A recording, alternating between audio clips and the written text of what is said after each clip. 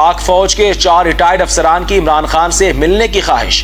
انسداد دہشت گردی عدالت راولپنڈی میں افواج پاکستان کے 4 ریٹائرڈ سینئر افسران نے بانی پٹوائے عمران خان سے ملاقات کے لیے درخواست دائر کر دی۔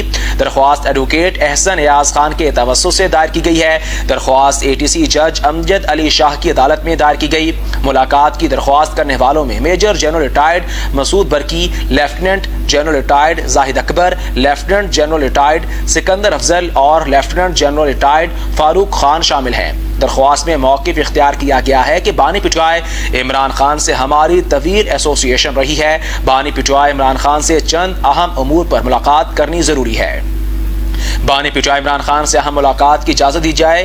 درخواست میں استدعا کی گئی ہے کہ اہم اور قومی ایشوز پر جلد از جلد ملاقات کا انتظام کروایا جائے۔